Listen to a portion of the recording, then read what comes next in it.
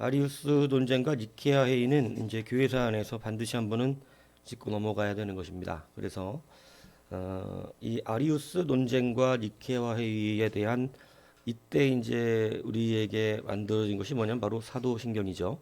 그래서 니케아 신조라고 흔히 말하지만 이제 우리가 지금 쓰고 있는 사도신경의 전신입니다. 그래서 이제 물론 사도신경, 사도신조 이 최초 초대교회부터 시작된 것이 이제 이단들을 대항하기 위해서 조금 더 구체화되고 조금 더 세밀화된 우리의 쉽게 얘기하면 기독교의 기본 신앙 교리를 집어넣은 것이 바로 니케아 신조고, 그것이 또 한 번 바뀌죠. 그래서 맨 뒤에다가 우리가 이제 지금 사도신경의 변천사에 대한 것들을 좀 그림으로, 그죠? 예, 그것도 잘 저렇게 정리하신 분이 계셔서 제가 좀 인용을 했습니다. 그래서 그런 것이 있어서 그것을 제가 넣어놨습니다. 그러니까 그걸 보면 어떻게 우리가 지금의 신앙 고백들을 하고 있는가, 이렇게 이제 되어져 있죠. 그래서 4세기의 상황이 많이 변화가 됐습니다. 뭐냐면 이제 교회사가 새로운 국면을 맞이했는데 그게 정치의 정세가 변했는데 콘스탄틴이 집권, 앞에서 한번 잠깐 다뤘었잖아요. 콘스탄틴이 집권을 되면서 이제 교회에 큰 변화가 왔어요. 그게 뭐냐면 박해받는 교회에서 이제는 교회가 오히려 관용뿐만이 아니라 모든 것에 권세를 가진 곳이 되었습니다. 그래서 교회가 굉장히 힘을 얻는 이러한 일이 이제 벌어진 거예요. 그래서 교회는 이제 굉장히 이 정치적으로나 어떤 이 로마가 이제 97%까지 기독교화 되어졌다는 것은 뭐 이건 뭐 그냥 말이 안 될 정도죠. 예. 근데 이제 이것이 그냥 좋냐? 역사적으로 그렇지는 않다는 것입니다. 그래서 이제 이렇게 새로운 정치적으로 교회가 핍박받지 않는, 그러니까 정말 중요한 게 뭐냐면 본인들의 삶 가운데서 자기가 하나님 앞에 얻을 수 있는 것이 온전해질 때, 핍박이 없어질 때, 그때 어떤가, 그게 정말 중요하다는 거예요. 내 삶이 그냥 평안할 때. 평안할 때 어떻습니까? 평안할 때 우리의 삶이 어때요? 그것이 우리에게 점검이 돼야 된다는 말을 하는 거예요. 예. 그러니까 평안할 때 사실은 넘어져요. 우리는 힘들 때 넘어지는 것 같지만 여러분 사실은 그렇지 않습니다. 힘들 때 넘어지는 사람은 별로 없어요. 힘들 땐 힘들다고 버텨내요. 대부분 어떻게든. 근데 여러분 진짜 문제는 힘들 때는 버티고 가는데 사실은 이제 그 어떠한 우리의 이 마귀의 강력한 전략 중에 하나가 교회사에서는 핍박이 있을 때 넘어진 적이 없습니다. 근데 교회가 가장 많이 넘어지는 건 언제냐면 평강을 줄 때예요. 평강. 그래서 이것이 우리의 삶 가운데 얼마나 이 개인적으로도 적용을 해봐야 될 문제인가. 그래서 여러분들이 자꾸 평강을 구하지만 이 평강이라고 하는 것이 우리에게 어떻게 작용되지는지 우리의 믿음의 신념들을 잘 구별해야 한다는 거예요.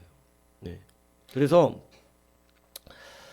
콘스탄틴 이후에 완전히 변화되어 갖고 교회는 출세의 통로가 되고 교회는 강한 권세의 통로가 되어져서 이제 기독교를 오히려 믿지 않으면 오히려 핍박을 받는 뭐 이런 상황까지 변하게 된 것입니다.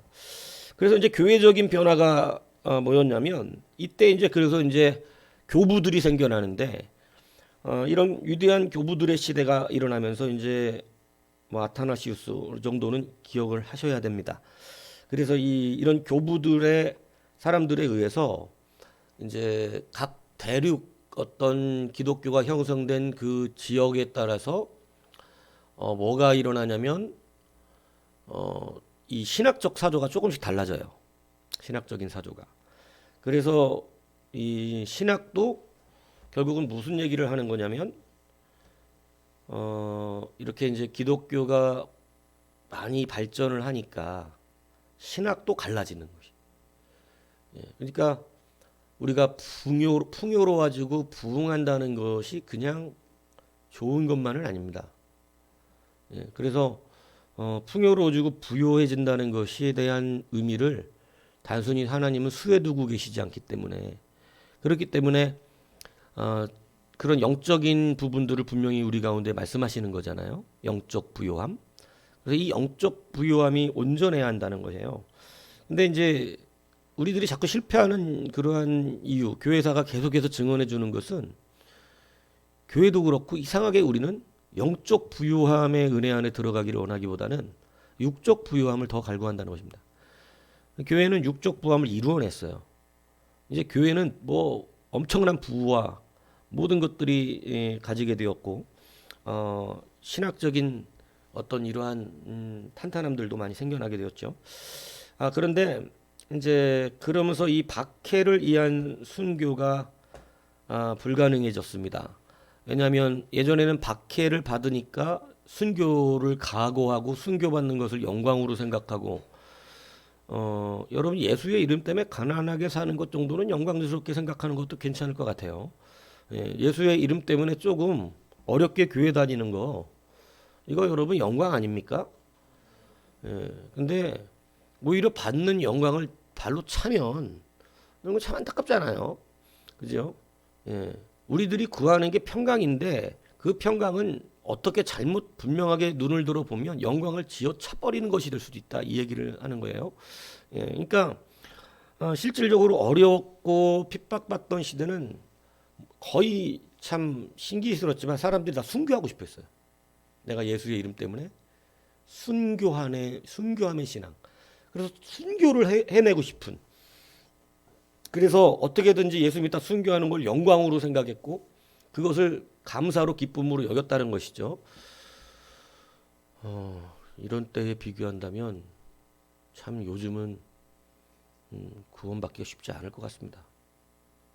요즘은 작은 핍박 자체도 차버리잖아요. 예수 위해서 핍박받는 거 좋아하는 세대가 아니잖아요. 그렇지 않습니까?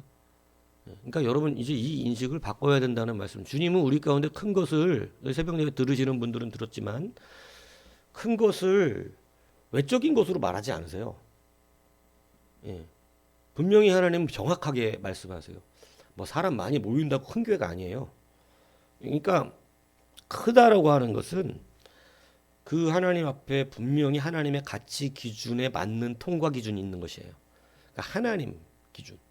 그러니까 그것이 더 정확한 건데 여러분 우리가 살면서 자꾸 구하고 기준 삼고 막 바라고 이런 게 외적인 거라면 그래서 나는 왜 맨날 이렇게 살아야 됩니까? 이런 거를 아직도 한탄하고 있다면 그럼 아직 진짜 그리스도의 가치를 모른다는 얘기죠. 진짜 그리스도의 가치는 뭐 지금 상황이 뭐 어떻다는 겁니까?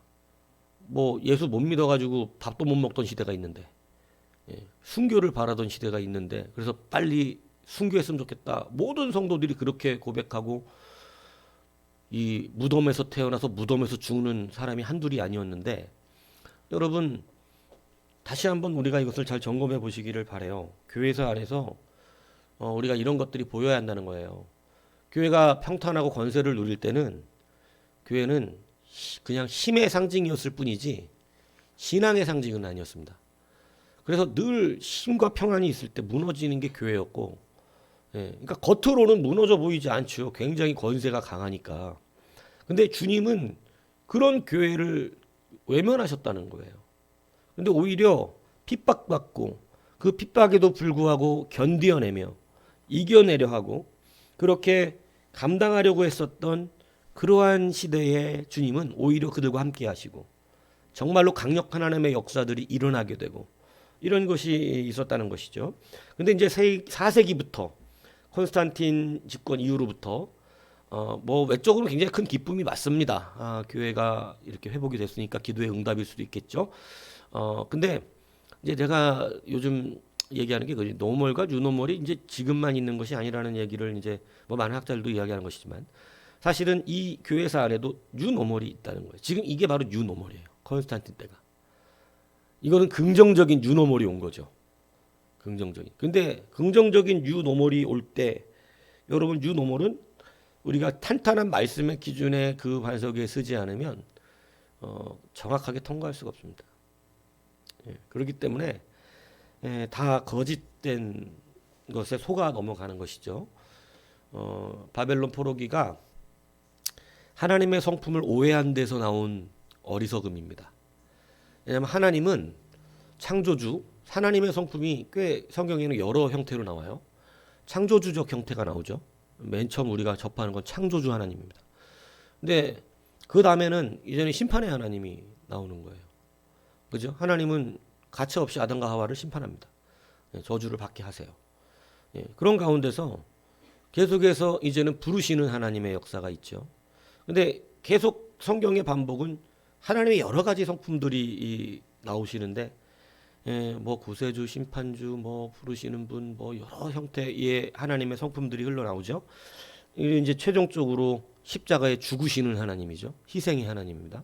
근데 이런 희생의 하나님의 본질도 나오죠. 근데 그 희생의 하나님 다시 무엇으로 오시죠?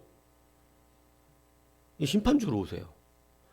그러니까 다시 말하면 성경적이고 계시적인 하나님의 성품을 우리가 인식하지 못하면 제대로, 그래서 이제 설교학에서 요즘 나오는 그리스도 중심적 설교, 브라이언 채펠이라는 분이 책을 쓰시기도 했는데, 그리스도 중심적 설교, 시드니 그린하우스가 말하는 하나님 중심적 설교, 이런 것에 대한 대비가 어떤 의미를 말하는 거냐면, 저는 그리스도 중심적 설교라는 것이 구속사 설교 안에서 굉장히 중요한 사조로 사실은 자리 잡았었어요.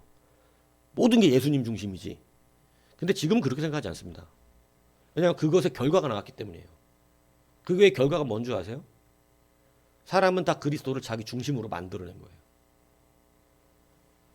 여러분, 성경에 하나님의 성품이 구약으로부터 하나님의 전적인 성품들이 다 드러나잖아요. 그러면 여러분 그 성품들을 그대로 가르쳐야 돼요. 근데 모든 설교가 어디로 치우쳤냐면 그리스도의 구속의 사랑에 다 치우칩니다. 그러니까 예수를 자기가 만들어내는 거예요. 무슨 얘기인지 이해가 가세요? 굉장히 좋지 않은 부정적인 영향이 있어요. 다. 그러니까 에레미야 41장이 나오나? 거기에 보면 하나님 에레미야한테 묻잖아요. 하나님한테 물어달라. 하나님 뜻대로 하겠다. 그러니까 에레미야가 하나님께서 일주일 기도하고 와서 알려주잖아요. 하나님 뜻이 뭐예요? 바벨론에 끌려가라. 내가 거기에 너희와 함께 하겠다. 그래서 하나님이 말씀하시는 것은 바벨론이나 예루살렘보다 중요한 게 뭐냐면 내가 함께하는 곳에 대한 이야기하는 거예요. 이게 하나님의 성품이죠. 근데 여러분 그 사람들 뭐라 그럽니까? 하나님은 그런 분이 아니라는 거예요. 에레미야에게 네가 우리를 속이고 있다. 우리를 바벨론 포로가 팔아먹으려고 나라를 팔아먹은 네가 우리를 속이고 있다. 하나님은 그렇게 하시는 분이 아니다. 하나님은 우리를 사랑하시는 분이다. 이렇게 얘기하거든요. 이런 사람 많을까요, 안 많을까요? 여기에 속아서 나중에 하나님 자기는 믿었지만 하나님은 그 사람을 인정하지 않는 겁니다. 그게 주여예요. 자기가 주여라고 그런다고 주여가 되는 게 아니거든. 주여라는 것은 주님은 내가 만드는 게 아니거든요. 주님이 그냥 주인인 거예요.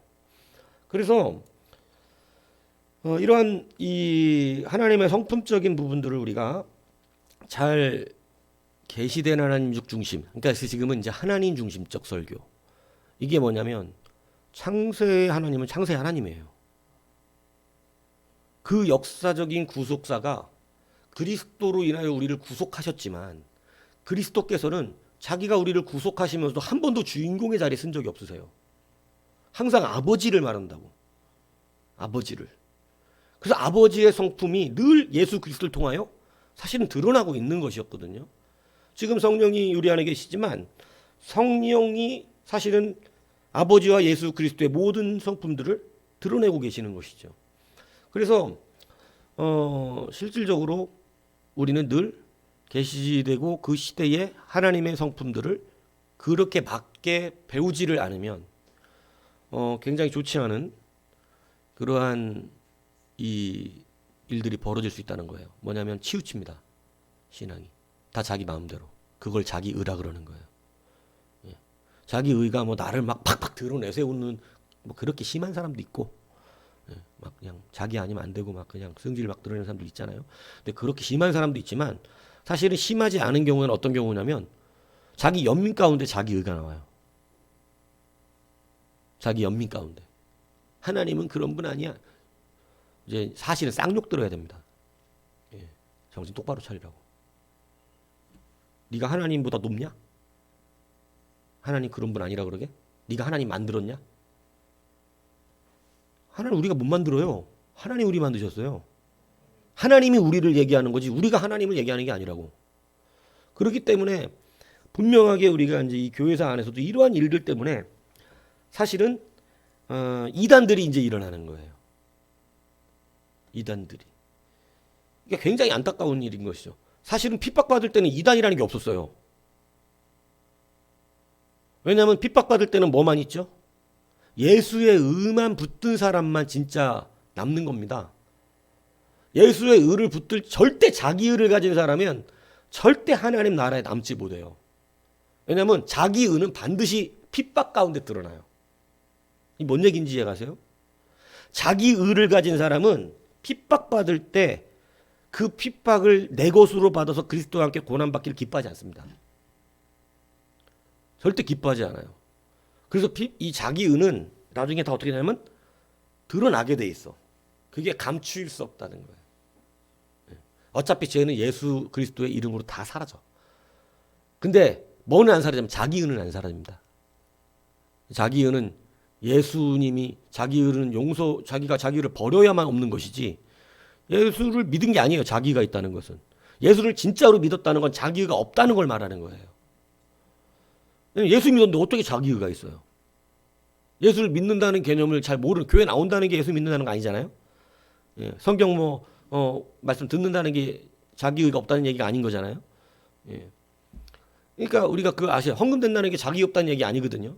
자기 의가 없다는 것은 오직 십자가에 내가 못 박힌 것 말하는 것입니다. 그렇기 때문에 이것을 이제 우리가 개교해요. 그래서 예전에 그리스도 중심적 설교가 구속사 안에서 굉장히 합리화되고 옳은 것으로 개혁주의 안에서 여겨져 왔었어요.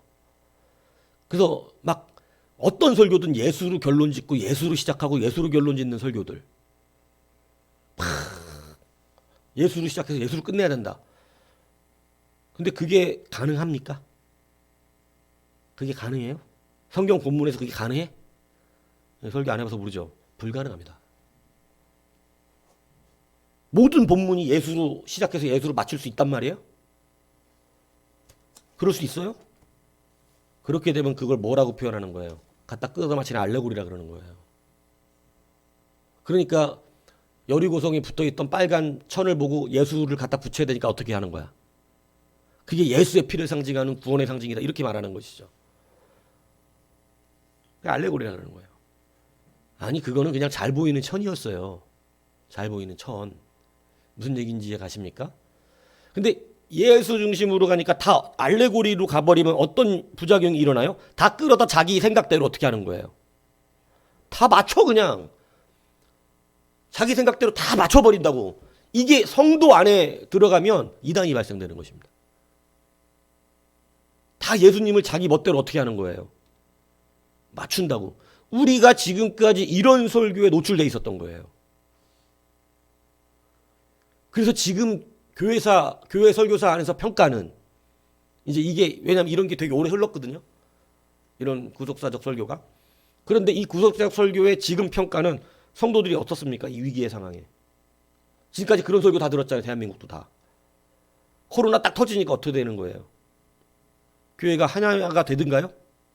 아니면 다 자기 소리 내든가요? 지금 교회는 교회가 분열됐어요. 교회끼리.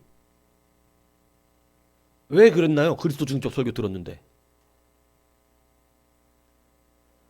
알레고리로 다 만들었기 때문이에요. 그러니까 여러분 우리가 이것을 우리의 실질적인 삶 속에서도 적용해야 됩니다. 여러분 안에서도 그런 게 많이 발견되거든요.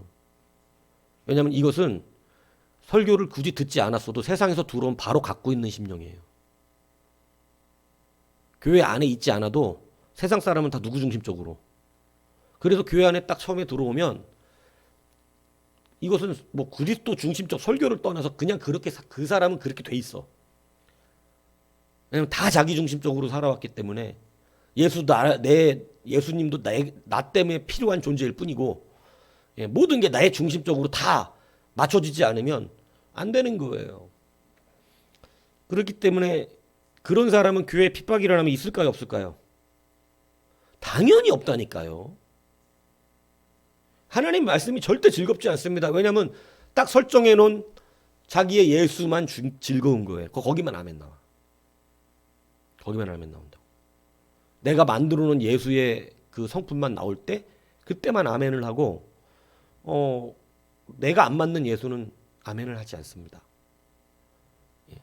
그래서 우리가 그냥 십자가에 달리셔서 죽으신 예수님의 사역이 구약으로부터 집중되어야 되고, 그것이 우리를 구원시키는 가장 핵심적인 일이지만, 아버지의 의지가 없으면 십자가도 없었어요. 그리고 성령이 오시지 않으면, 여러분, 예수님의 죽음과 부활이 우리 안에 성령의 인침이 없는 거예요. 그러니까 십자가 사건만 갖고 구원의 완성이 이루어지는 것이 아니잖아요. 성령을 받지 않으면, 십자가 사건은 있었지만 성령을 받지 않으면 구원 받습니까, 못 받습니까? 성경은 뭐라고 말합니까? 성령 안 받으면 구원 못 받는데. 그죠? 그러니까 십자가 사건만으로 구원이 안 되잖아. 십자가 사건의 뒤이은 보혜사가 오시는, 성령이 오시는 그 성령까지 어떻게 해야 되는 거예요? 그래서 주님이 가신다 그러는 거잖아요. 그래야 너에게 유익이 되고, 성령이 오셔야만 되니까. 그죠? 그래서 사실은 십자가 사건이 구원의 핵심이지만, 하나님 아버지의 구원사의 시작이 없으셨거나 성령님의 오심이 없다면 십자가 사건 완성되지 않습니다. 이루어지지도 않았고, 시작부터. 그렇기 때문에 우리가 정말 중요한 것은 하나님의 성품을 단순히 예수 그리스도 한 분으로 집중해서만 보면 그 사람이 부정적인 역할이 굉장히 많고, 제가 언젠가도 얘기했지만 정죄적이 돼요. 정죄적이 된다. 예수 3년 믿으면, 제가 이제 그것을 이제 목회하면서 경험한 건데, 3년 동안 사람들이 예수 믿고 자기 열심과 뜨거움이 있어요. 왜냐하면 예수를 만나니까 나름대로 뜨거워지는데, 그때 최고의 마귀가 됩니다. 그게 뭐냐면 정죄자의 자리에서요. 자기가 심판자야. 이건 이래서 들리고 저건 들리고, 교회 다니는 사람이 그러면 되고 저기 하면 이러면 되고, 이런 식이 돼요. 근데 사실은 정작 자기도 그거 해내고 있지 않거든요. 그렇게 못합니다. 절대. 하고 있지도 않아. 근데 자기가, 내가 예전에 그 얘기 착각하고 있다고, 자기 안에 들어와 있는 생각을 마치 자기처럼 생각하고 있는 거예요. 내가 그런 사람인 줄. 다윗도 그런 착각을 하면 보여주시잖아요. 이렇게 양 잡아 죽인 인간 어떻게 하냐. 죽여야 될 인간이 나쁜 인간이라고. 근데 자기인 줄은 모르는 거예요. 그렇듯이 절대 여러분 하나님의 말씀의 기준에서 우리가 우리를 살펴보지 않으면, 인간은요, 다 자기는 착하고 예수 잘 믿고 있고 예수님 자기보다 사랑하는 사람 없고 세상 자기는 정직해요. 그런데 여러분 정직하지 않습니다. 자기도 하지 않는 일들을 남에게 다 정죄하고 있는 거예요. 그래서 정죄하는 거하고 말씀을 배우는 건 다른 영역이에요. 말씀을 가르치는 건 정죄하는 영역이 아니라 바른 길을 알려주는 것이고, 이거를 배운 사람이 가서 너 그렇게 안 하니까 문제지 이렇게 말하는 건 정죄의 영역이에요. 근데 예수 믿고 3년 되면 이 예수 초보자들이 위험한 운전을 합니다. 위험한 운전. 사람을 죽이기 시작해요. 그래갖고 자기보다 훨씬 신앙이 연조도 높고 이미 그거 다 경험한 분들이거든. 다 지나갔다고. 다 안다고 그거. 근데 그 사람들에게 마치 자기가 위대한 신앙인 양 이렇게 하기 시작하는 거예요. 그래서 사람들을 죽입니다. 저도 걸어완 결이기 때문에 말을 하는 거예요. 그래서 그게 뭐냐면 이 치우친 치우친 우리 그리고 이 심령이요. 나중에 이제 잘 변화돼서 좀 말씀을 받고 회개하고 내가 참 어리석었네 하고 이제 잘 성장돼 가면 되는데 이게 또 사람 따라 다른 문제는 뭐냐면 그 인정을 끝까지 안 하려고 그래요. 이게 이제 가장 큰 문제예요. 이제 많은 사람들 대부분 제가 경험한 사람 90% 이상이 예수 믿고 3년 만에 가장 마귀짓을 하는데 이 그 뒤에 이제 이렇게 변화돼요. 그 보통은 말씀을 다시 받고 정확하게 배우면서 하나하나 정하나되어 가는데 문제는 그 뒤도 끝까지 자기 고집스러운 거 있잖아요. 절대 왜냐면 안 지려는 사람들, 안 지려는 사람들. 그러니까 이렇게 되면 어떻게 되냐면 아주 힘들어집니다. 예. 그러고 나서 이제는 뭐냐면 그렇게 되면 이제 하나님의 정직한 말씀이 늘 부딪히기 시작하는 거예요. 똑같은 말씀을 듣는데 초신자 때는 괜찮던 말씀이 3년 지나고 어느 순간부터 말씀이 힘들어. 왜 그러냐면 교만해져서 그런 것입니다. 그러니까 교만이라는 것도 내가 그런 얘기 하잖아요. 뭐가 있어가지고 교만하면 교만한 걸 이해를 하는데 우리가 아무것도 없는 상태에서 예수 앞에 나와고 은혜를 입었는데 우리가 왜 그걸 가지고 교만해질 근거가 뭔가? 예. 그러니까 뭐 예를 들어 진짜로 뭔가 세상 사람이 말하듯 뭐 엄청난 존재여가지고 세상 사람이 막 다 그냥 환호하는 사람의 입장이 있다면 아 교만할 만도 하다시 이렇게 얘기를 하겠지만 우리는 참 은혜를 입었거든요. 은혜를 교만할래야 교만할 수 없는 은혜를 그렇지 않아요? 예. 저도 마찬가지고 뭐 교만할래야 교만할 게 있어야지. 예? 뭐 가진 게 있어 뭐 없잖아 우리 백이 있어 뭐. 예? 근데 우리는 그렇게 늘 예수를 믿음이 교만으로 이상하게 변질되는 일들을 겪게 됐다는 것이죠. 그게 왜 그러냐면 중요한 것은 바로 자기식의 예수를 만들어내기 때문에 그렇다라고 하는 것입니다. 그게 바로 언제 오냐면 이제 예수 그리스도 안에 와서 어려울 때는 그런 생각 자체를 못 해요. 그런데 이제 조금 평강과 어떤 나음과 이런 것이 들어오면 이제 점점 또 자기 위치가 생겨요. 예. 교회사 안에서 보면 핍박이 있을 때는 사실은 어떻게든 견뎌내는 사람들이 무덤 속에서 견디든 순교를 감당하며 견디든 견뎌내는데 이게 이제 그렇지 이렇게 평강이 오고 교회가 힘을 얻으면 오히려 어려워집니다. 그게. 그래서 사실 여러분이 넘어지는 것은요 편안하다 그 뜻이에요. 아 지금 별로 그게 저기 하지 않구나. 이제는 뭔가 지금 그 사람의 영적인 부요가 사라졌다는 얘기를 하는 것이죠. 그러니까 결국은 그겁니다. 뭐 진짜냐 가짜냐 이거 따질 때 그죠? 결국 거기서 드러나는 거예요. 그게 바람 부는 거고 이 태풍 부는 거고 그거잖아요. 반석 위에 지은 집과 모래 위에 지은 집 그죠? 네, 그리고 키질 그죠? 바람 부는 언덕에서 키질하는 거. 그래서 이것이 교회사 안에서도 그대로 있었다는 거예요. 이것이. 이렇게 교회가 강력한 힘을 갖고 위대한 교부들이 생겨나면서 교회가 이제 처음에는 순수했죠. 처음엔 순수한데 이제 순교가 불가능하니까 수도원 생활이 이제 나타납니다. 예, 수도원 생활 하는 거예요. 왜냐하면 이거는 참 긍정과 부정이 함께 있는 부분이긴 한데 이 수도원 생활이라는 게 결코 좋은 건 아니에요. 성경적이지 않습니다. 그러니까 수도원은 은둔하면서 거기에서 경건하게만 살아가는 사람들의 수도사들을 이야기하는 건데 왜냐하면 자기네들이 순교를 각오했던 그 뜨거움이 이제 그럴 이유가 없어지니까 평안 가운데서 자기네들 나름대로 신앙의 뜨거움을 지키려고 이렇게 하는 거죠. 자, 근데 이것을 이제 잘 아셔야 돼. 교회사 안에서 우리가 참 배울 게 많아요. 막 뜨거운 신앙적 경험을 뭐 예를 들어 기도나 어떤 예배를 통해서 한 사람들이 여러분 반드시 가야 되는 길이 있습니다. 반드시 가야 되는 길은 삶의 헌신이에요.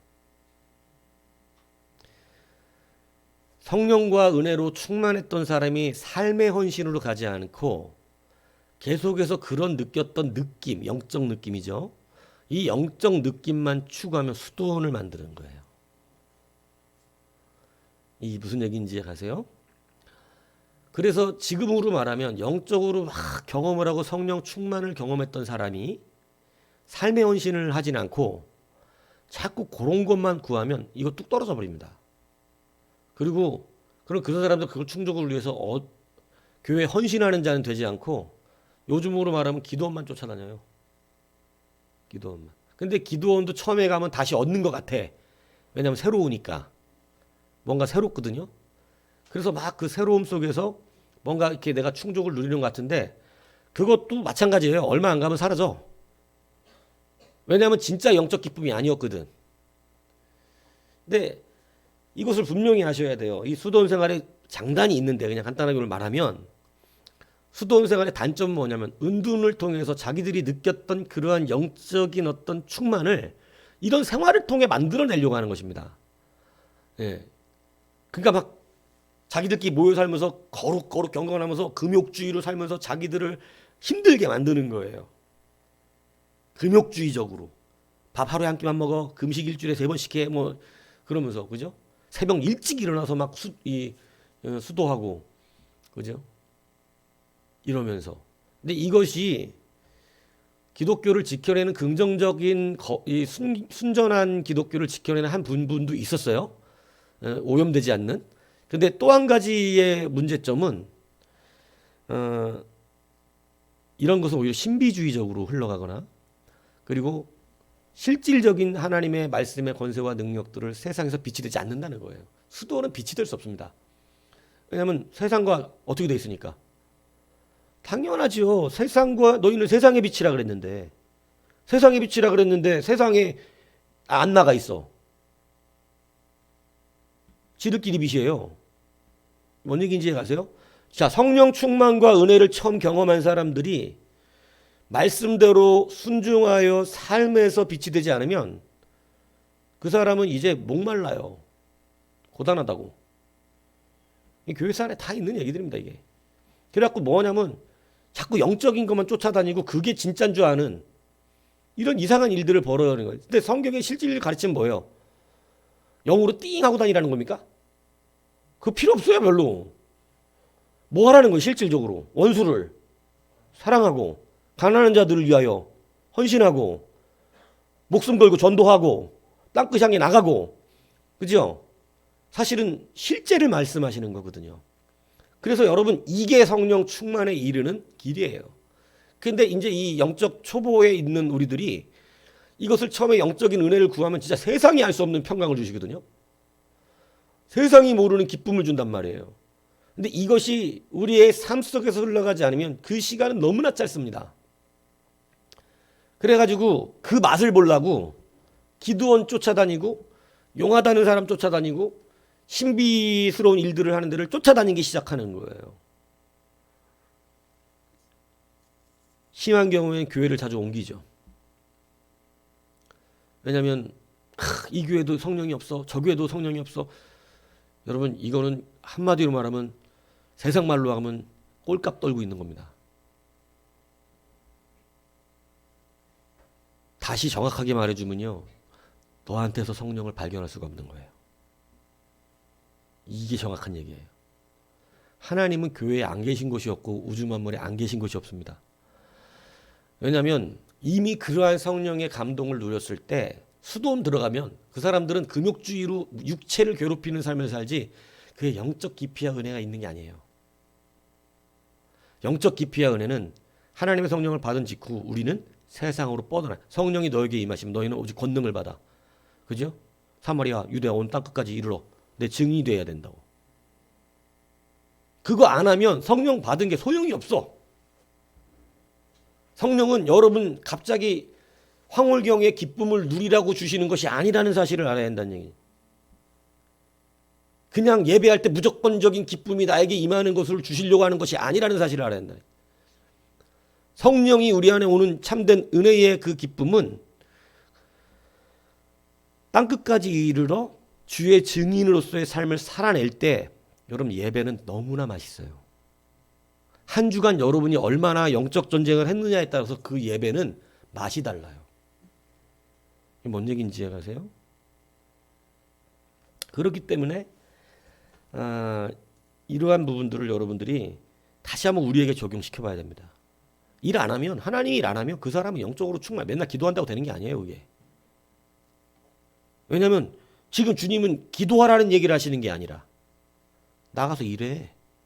이거 말씀하고 계시거든요. 거기에서 오는 하나님의 영적 공급이 필요한 거죠. 제가 우리 체형으로 말하잖아요. 우리의 이 내장 지방이 쌓이는 것은 왜 쌓이냐면 필요 이상의 음식물이 영양분이 우리 안에 있기 때문입니다. 근데 왜 필요 이상의 음식물이 생기냐면 사람이 일을 안 해서 그래요. 움직이질 않는 거예요. 배 나오는 이유가 그겁니다. 우리가 신진대사라고 하는 신진대사량이 있단 말이에요. 내가 움직이는 양이 먹는 것보다 많으면 늘 모자라요. 그래서 그 사람은 맛있게 많이 먹어도 살이 안 찝니다. 뭔 얘기인지 아세요? 내장 지방으로 갈 게 없어. 왜냐하면 지금 움직이는 만큼 지금 공급해주기도 바빠. 그런데 우리 몸이 움직임이 없는데 음식을 많이 먹으면 그 먹은 음식이 써먹을 때가 없는 거예요. 이 사람이 힘도 안 쓰고 운동도 안 하니까 써먹을 데가 없어서 이것이 보통 다 병원으로 내보내는데 이게 다 못 나가고 내장 지방으로 어떻게 되면 축적이 되는 것입니다. 그래서 점점 살이 찌는 거예요. 영적 비만이라는 게 그런 거예요. 하나님의 말씀이 우리 가운데 들어오는데 그 말씀을 가지고 충분히 바깥에서 일하셔야 됩니다. 하나님의 일을. 그럼 말씀은요, 날마다 새로워요. 많이 먹어도 또 고파요. 하루에 10번 설교를 들어도 배가 고파요. 그런데 이게 일을 안 하는 사람들은 이제 설교가 늘 그래요. 지겹습니다. 늘 똑같은 소리고. 왜 뭐 어쩌라는 거야, 씨. 이렇게 들린다고. 그래서 그 열매 없는 나무가 되고 도끼가 그 위에 올라가는 이 일이 그래 벌어지는 거예요. 그러니까 여러분들이 우리의 삶 속에서 내가 일상에서 일하지 않으면 안 된다고 말하는 것이 우린 자꾸 일상에서 하나님의 일을 하는 것을 굉장히 좀 터부시하고 일을 따로 하려고 생각하는데 그렇지 않아요. 일상에서 일하지 않으면 여러분 일할 수 없어요. 일상은 돈 벌러 가는 곳이 아니에요. 우리가 하나님의 일을 하기 위해서 가는 곳이지. 오늘도 그 영적 전쟁터로 출근하는 거라고. 이 의식이 없으면 여러분 영적 비만에 걸립니다. 별로 쓸모가 없어지고 하는 일도 없어져요. 그리고 머리는 커가지고 자기 스스로를 정죄하는 말을 하는 거예요. 성령이 충만하지 않다. 뭐 말씀이 말씀과 성령의 충만은요 역대상 여지껏 모자란 적이 역사상 없었습니다. 늘 그것은 충만했어요 우리 가운데. 하나님 앞에서 우리가 그것이 부족한 적은 그럼 하나님 문제가 되게? 하나님은 문제가 없으세요. 하나님은 성령과 성령의 은혜와 이 말씀의 은혜들을 하나님이 주시는 건데, 예, 무슨 세계적인 운명가가 설교해도 하나님의 은혜가 없으면 그거는 그냥 헛소리가 되는 것이고, 네, 그러니까 하나님 주시는 거예요. 그러니까 은혜가 없다는 건 하나님 일 안 하신다고 지금 주장하는 거예요. 근데 분명히 얘기하지만 영적 비만에 걸린 자기의 모습을 모르는 것입니다. 때가 엄청 낀 거죠. 영적인 때가. 그래서 이 부분을 여러분 우리가 기억을 잘 하셔야 돼요. 지금 두 가지 말씀드린 거예요. 그죠? 자, 그래서 이 교회가 이제 이렇게 강해지면서 문제는 뭐냐면 그 3번 보세요. 부정적 영향이 이거였어요. 확신의 깊이와 도덕성이 부족한 사람들이 대규모 뭐가 됐어요? 개종됐어요. 자, 이런 사람들은 어떤 시기에 그리스도를 만들어요? 그게 문제라는 거예요. 핍박이 있을 땐 이런 사람들은 교회 절대 안 들어옵니다. 오히려 핍박이 있으면 나가요. 어렵고 힘들면 나간다고. 왜냐면 미쳐서 순교하게 내가? 미쳐서 순교. 그래서 여러분 이 싹군과 참 목자의 차이가 뭐예요? 그냥 평안할 땐 모르잖아요. 언제 알아요? 일이나 곰이나 사자가 나타났을 때 아는 거죠. 참목자는 어떻게 해요? 목숨 걸고 양을 지키는 거예요. 싹군은 어떻게 해요? 내 양도 아닌데 무슨 내가 목숨을 걸어. 도망가 버리는 거지. 도망가는 거예요. 이것을 여러분이 기억하셔야 됩니다. 진짜 신앙인과 가짜 신앙인도 그렇게 사실 갈라지는 거예요. 그래서 언제 아냐면 핍박이 올 때 아는 거예요. 사실은. 우리의 삶에 핍박이 왔을 때. 그래서 핍박이 올 때 오히려 사람들은 지켜내는 것입니다. 평안할 때는 어떻게 하냐면 신앙이 무너지기 시작합니다. 어떻게 무너지느냐? 자기식의 뭐를 만든다? 그래서 제가 말씀드려요. 핍박 때문에 무너진 게 아니라 우리는 이런저런 것이 힘들어서 무너졌다고 생각을 하지만 아니에요. 그 사람이 평안할 때 자기 예수를 만들어서 그래요. 교회가 그랬기 때문에 그런 거예요. 평안할 때 자기식의 예수를 만들어 놨다가 평안할 때 여러분 정직한 예수의 하나님 성품을 배웠어야지. 그래서 때로는 책망, 그래서 제가 혼날 줄도 알아야 한다니. 혼날 줄 모르면 굉장히 힘든 신앙생활합니다. 왜냐하면 성경에는 책망이 되게 많아요. 사실은 칭찬하고 책망을 찾으라 그러면 압도적으로 책망이 많습니다. 그런데 책망을 기쁘게 받을 수 있는 실력이라는 것은 참 어려운 건 아니거든요. 그냥 관계 맺으면 그렇게 어려울 문제가 아니거든요. 이게. 주님과 관계 맺은 사람은 이게 어렵지 않아요. 왜냐하면 주님의 은혜와 사랑과 본심을 알기 때문에, 하나님의 성품을 알기 때문에. 근데 예레미야 41장인가에 나오는 그 사람들은 누구의 성품을 잘 모르는 거예요? 하나님의 성품을 잘 모르는 거예요. 그러니까 자기식의 예수를 만들었기 때문에 하나님이 우리를 다 어떻게 하려고?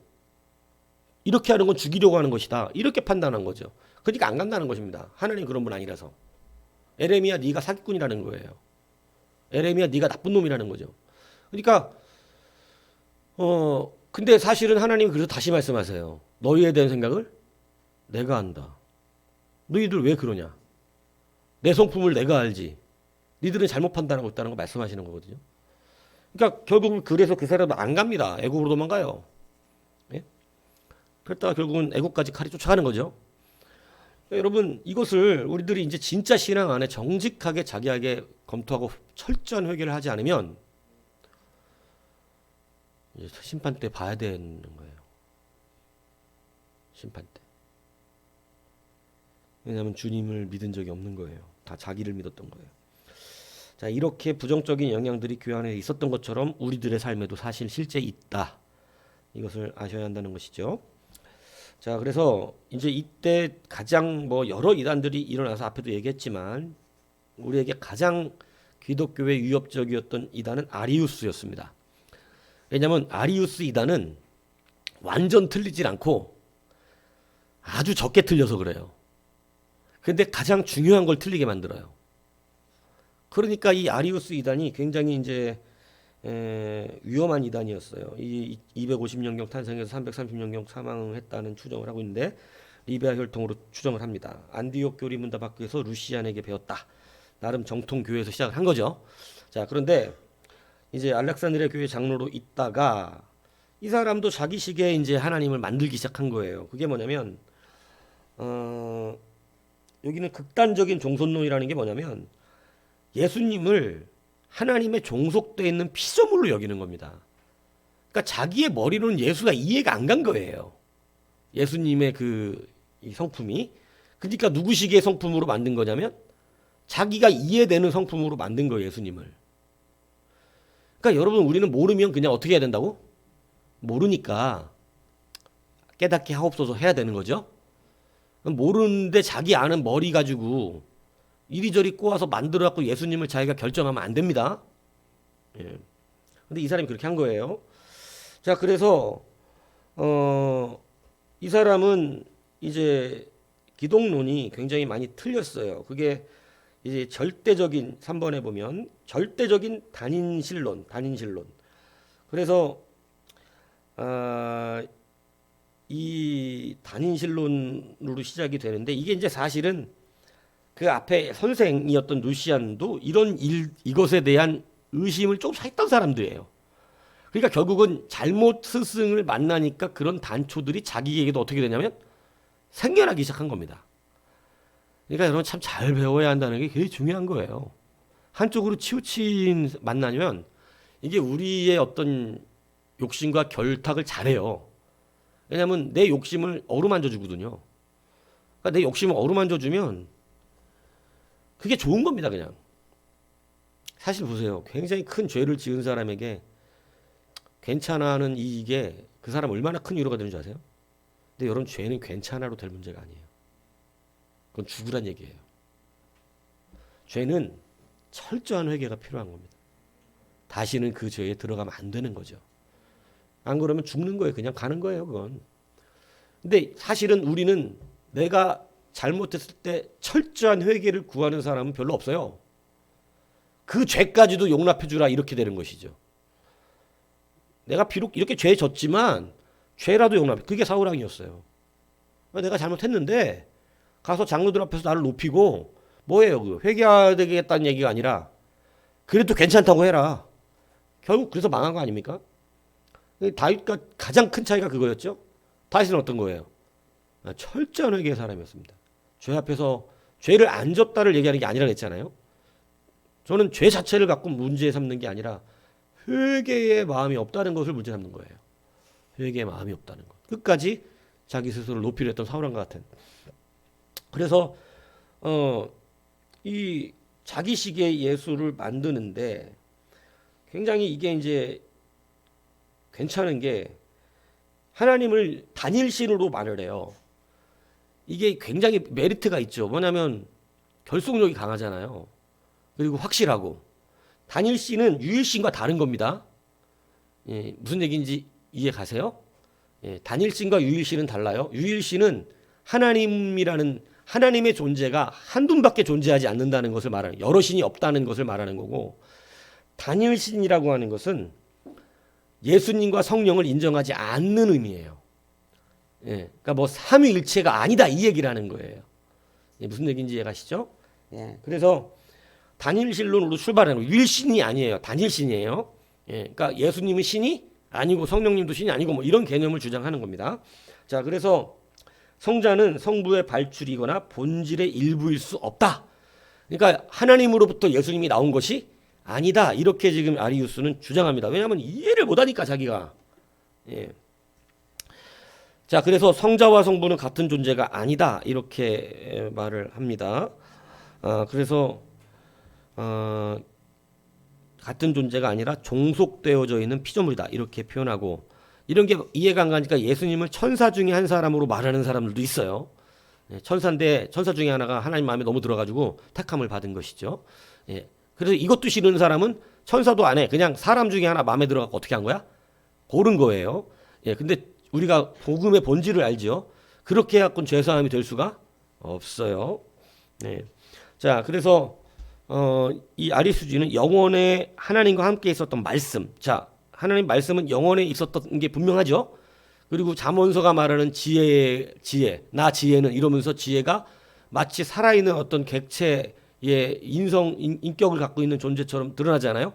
그 지혜가 말씀이에요. 같은 개념이에요. 그래서 곧 예수 그리스도예요. 말씀이 육신의 우리 가운데 거신. 그러니까 근데 이 말씀과 지혜를 예수님과는 다른 것으로 말을 합니다. 같은 존재가 아니라는 것이죠. 자, 그래서 이 사람들, 이 아리스도는 그걸 중에 성자는 모든 창조물 중에서 가장 첫 피조물이다. 그래서 첫 피조물이라고 이렇게 이야기를 하는 것입니다. 그렇게 되면 문제가 좀 많이 생겨요. 뭐냐면 이 같은 첫 피조물로 이야기를 해요. 그래서 예수님이 피조물이고 결국은 피조물의 구원을 피조물에게 시킨 게 되는 거죠. 예. 성경은 그렇다고 말하지 않습니다. 오늘 읽은 본문이 일단 그렇다고 말하지를 않아요. 그는 근본 하나님의 본체시나 하나님과 동등됨을, 원래 동등하다는 거죠. 동등됨을 여길 것 취하지 아니하시고 자기를 비워, 이걸 비하라 그럽니다. 왜냐하면 자기를 비워서 사람의 모양을 갖고 사람의 땅에 오신 것을 비하라 그래요. 그래서 이 비하가 되신, 그래서 자기를 낮추셨다고 성경은 분명히 가르쳐주고 있는 거거든요. 예, 그러니까 이 사랑을 모르는 거예요. 그리스도의 사랑을, 하나님의 사랑을, 그죠? 그래서 이것을 인정하지 않는 거예요. 성경에 나와 있는 이야기도. 그러니까 아리슈지는 반드시 이단일 수밖에 없는 것이죠. 성경을 인정하지 않는 거죠. 자, 그래서 구세주는 하나님이 아닌 피조물이다. 그래서 예수님의 신성을 어떻게 하는 겁니까? 인정하지 않는 것입니다. 그래서 결국은 다 똑같은 것 같으나 예수님의 신성을 인정하지 않으면 이제 뭐냐면 이단인 거예요. 예, 근데 다 이거 인정 안 하는 거예요. 이 땅에 있는 이단들 대부분 예수님 인정 안 하는 겁니다.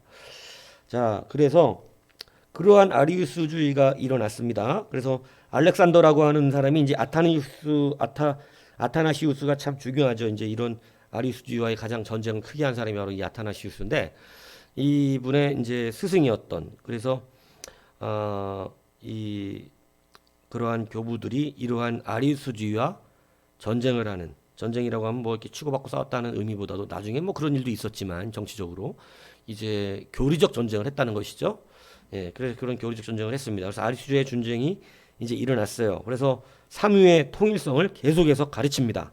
그런데 이제 아리우스는 이 알렉산더를 뭘로 매도하냐면 예, 사벨리안주의자. 사벨리안주의자는 양태론을 말하는 양태론적 1위 주장자예요.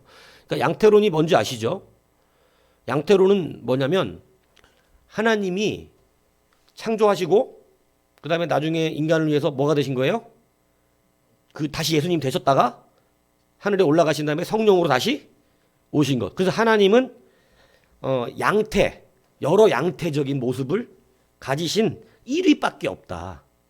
3위가 아니라 1위의 하나님인데 하나님 성부로 성자로 성령으로 이렇게 이게 일반적으로 가장 설득력 있는 무슨 얘기인지 이해 가십니까?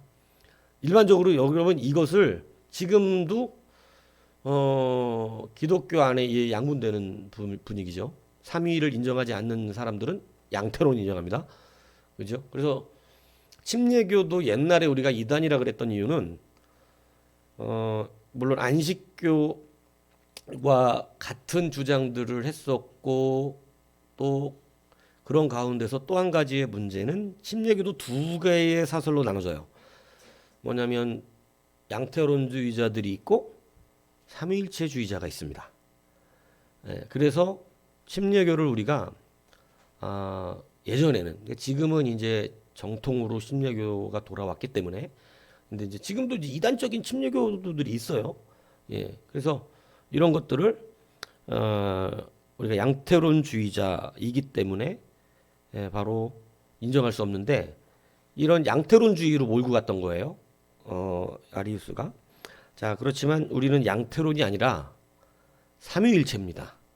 삼위일체. 예. 이것을 우리가 이해할 수 있어서가 아니죠. 자, 그래서 이러한 이 아리우스들이 굉장히 크게 확장이 되면서 예수님을 하나님으로 인정하지 않는 이런 일이 벌어진 거예요. 그러니까 이런 것도 문제가 되고 왜냐하면 우리는 그리스도를 배척할 수 없어요. 우리는 그리스도 중심의 신앙이 맞아요. 그죠? 그리스도는 하나님이시에요. 그러니까 이것을 명확하게 해야 되는 거예요. 그런데 우리가 주의해야 되는 게 뭐예요? 우리가 하나님의 성품을 자기가 만들면 안 된다는 거예요. 그리스도 중심적 설교의 본질은 좋은 의도예요. 뭔 얘기인지 이해가세요? 굉장히 좋은 의도예요. 왜냐하면 다 맞는 말이지. 근데 다 그렇게 설교할 수는 없어요. 본문이 그렇게 설교할 수 있게끔 안 돼 있어. 불가능하다고. 어떻게 다 예수로 얘기할 수 있어? 그러면 구약을 버려야지. 구약은 더 이상 설교할 수가 없어요. 다 예수로 말하려고 그러면. 왜냐하면 그때 성부 하나님이 역사하시잖아요. 근데 그걸 다 예수로 갖다 끼워 맞추려고 한다면 예, 그러니까 전체적인 큰 틀로 우리가 구속사의 중심에 예수 그리스도가 계시고 그 예수 그리스도 인하여 우리가 구속의 가장 중요한 핵심적인 역할을 사람이 되신 걸로 감당하셨잖아요. 그러니까 우리가 예수님을 구세주로 믿는 것입니다.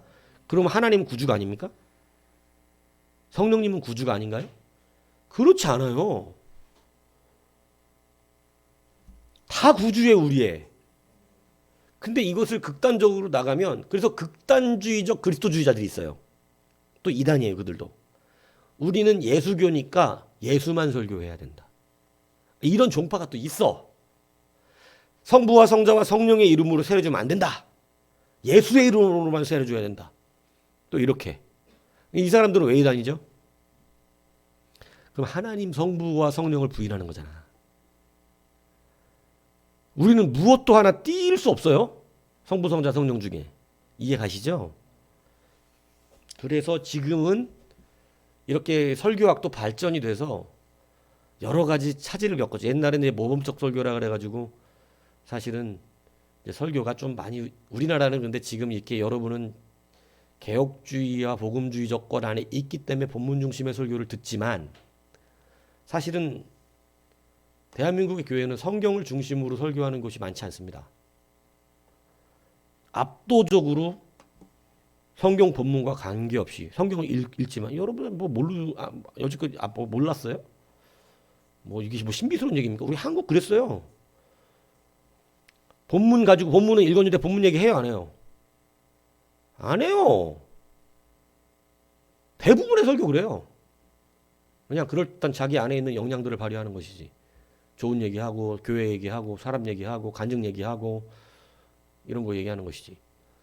근데 다 그냥 그렇게 듣고 아멘 되고 기쁘고 즐겁고 행복한 거죠. 근데 여러분 그래서 우리 교회, 한국 교회가 지금 다시 회복해야 되는 게 본문 중심으로 돌아와야 한다는 거예요. 예. 왜냐하면 그렇지 않았기 때문에 지금 위기의 상황에 우리가 이렇게 어려운 거거든요. 사람들이 지금 다 떨어져 나가잖아요. 한국 교회 안에. 그죠? 지금 절반 이상이 안 들어오고 있다는데. 예. 그렇기 때문에 이것을 여러분들이 잘 기억해야 한다는 것입니다. 자, 그래서 이러한 이 아리우스와의 전쟁이 이제 일어나는데 이것이 이제 우리 가운데서 여러 가지 이제 이 일들이 벌어지고 있다가 싸움이 일어나고 있다가 결국은 이 니케와 종교회의까지 일어나게 된 겁니다. 그러니까 니케아 종교회의가 이제 325년에 1차 세계 공유회가 일어나서 그때 이제 콘스탄틴이 이것을 이제 주관을 했죠. 그래서 일어나는데 거기 이제 잠깐 보면 니코메디아의 유세비우스는 이 아리우스주의자예요.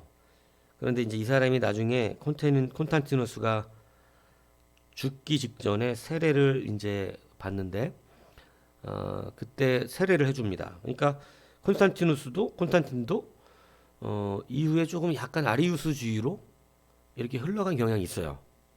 예, 그래서 그러한 부분들이 있죠. 그러니까 이게 교회사 안에 굉장히 복잡하고 미묘한 것들이 많고 정치적으로 흘러가다 보면 우리가 다 긍정 다 부정할 수가 없는 부분들이 많아요.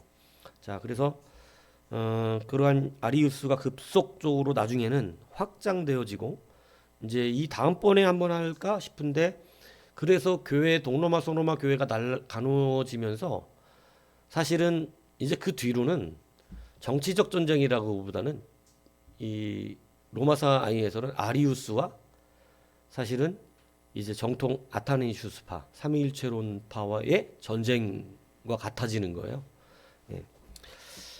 그래서 결국은 이런 어떤 역사를 보면서 우리가 세상에 그냥 살아가지만 사실은 이것이 우리는 세상에 일어나는 전쟁 같지만 실제는 그 안에는 영속적인 전쟁이라는 거예요.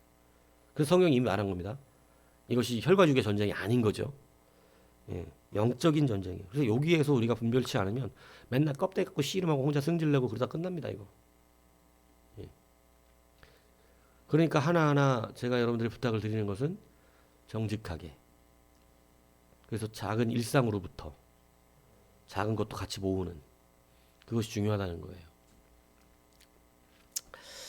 자, 그래서 이 콘스탄틴 황제가 소집을 해서 비시니아의 그 니케아, 오늘 터키의 이즈닉이라는 동네인데 거기서 1차 세계 공유회를 열어서 아리우스를 정죄합니다. 여기까지는 아리우스를 틀렸다고 이렇게 잘했죠.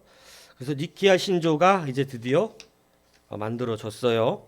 그래서 그 니케아 신조가 바로 325년 만들어진 니케아 신조가 오늘 70쪽에 보면 이제 이렇게 돼 있는 것이죠. 이것만 한번 읽어보고 오늘 여기까지만 하겠습니다. 325년 니케아 신조가 이렇게 만들어진 한번 읽어볼까요? 우리는 전능자시요 보이는 것과 보이지 않는 모든 것의 창조주이신 유일하신 하나님 아버지를 믿노라. 우리는 또한 유일하신 주이시며 하나님의 아들 예수 그리스도를 믿느니 이는 성부에게서 곧 성부의 본질로부터 태어나신 독생자이시며 하나님에게서 나온 하나님, 빛에서 나온 빛, 참된 하나님에게서 나온 참된 하나님이시고 출생하셨으나 창조되지는 않으셨으며 성부와 동일 본질이시고 이를 통해 하늘에 있는 것이나 땅에 있는 모든 것이 지은 바 되었으니 이는 우리 인간을 위하여 우리의 구원을 위하여 내려오사 육신을 입고 인간이 되셨으며 고난당하신 지 사흘 만에 다시 살아나사 하늘에 오르셨고 산자와 죽은 자를 심판하러 오시리라. 우리는 또한 성령을 믿노라. 그러나 성자께서 안 계신 때가 있었다든지 그가 태어나시기 전에는 그가 계시지 않았다든지 그가 무로부터 생선되었다고 말하거나 성자가 다른 본체나 본질로부터 유래했다든지 피조물이라든지 가변적이라든지 변화한다고 주장하는 자들은 보편교회가 저주하노라. 예, 이렇게 이스키야 신조가 요즘 우리가 하는 거하고 거의 흡사하죠. 이렇게 이제 사도신경이 이렇게 개발되면서 이제 우리는 우리 지식으로 많이 더 신학적 정립을 거치면서 이렇게 이제 만들어진 거죠. 자, 그래서 이 325년 교회의 신조에는 저주가 들어가 있습니다. 보편교회의 저주. 그래서 이게 뭐냐면 사도신경은 그래서 교회적 저주를 담고 있어요. 예, 왜냐하면 예수님을 하나님으로 인정하지 않는 자 저주를 받는다는 거죠. 그러니까 이 사도신경 안에는 이렇게 교회가 영적인 전쟁을 하면서 이것을 지켜내기 위한 우리의 신앙의 고백으로서 만들었어요. 그러면서 이제 381년에 다시 한번 또 이제 제정되어지는 이런 것들인데 이것은 다음 주에 한번 더 아직 다 못했기 때문에 이제 나머지 하면서 여기까지 하고 그리고 나서 한번 이 시대의 아리우스와 아타나시우스파 정통교회와 어떤 정치적인 대립이 어떻게 일어났는가 하는 부분들을 한번 또 살펴보는 그런 시간을 갖도록 하겠습니다. 기도하시겠습니다.